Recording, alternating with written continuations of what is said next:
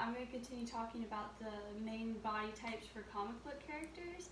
The last video I did that talked about this topic, I talked about the heroic body type.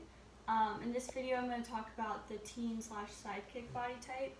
I'm going to show you some examples of characters that fit this stereotype. So, yeah.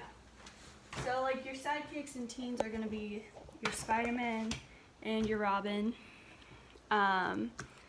These are just examples of characters I like to draw that definitely fit in this body type, even though they're both very different. Like, the current Robin, who's Damian, he's like 13, so he's like really young, where like our Spider-Man is like still like 16, 17, 18 years old. So like even though he's older and he's younger, they still fit in the same category.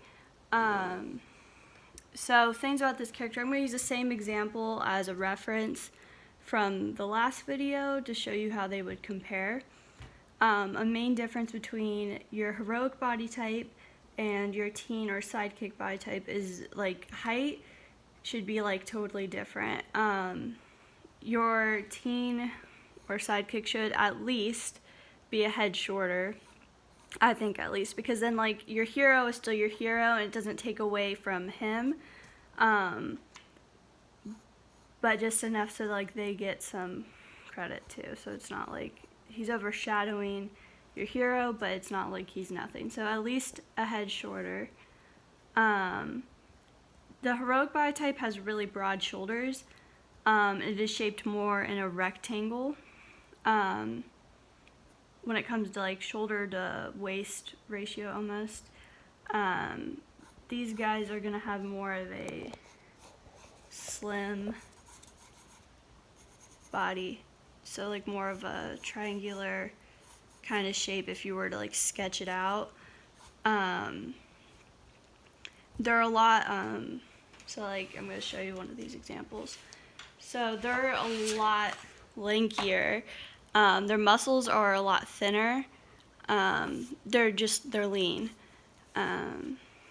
Not as like muscular as these guys will be. They still have muscle definition, but it's just, they're going to definitely be more slim than your heroic body type. Just some other things, like you don't want to like have like ratios that are off. So like they do have like these like slimmer bodies, but you don't want their legs to be really big or their arms to be really big. You want to keep it pretty. My dog is laying on my foot.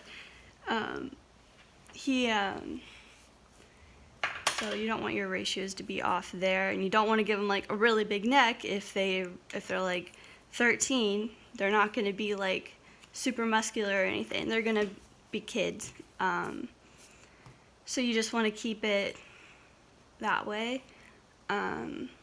Some characters, this doesn't always apply to like comic books, but that's just what I chose to talk about here in my examples.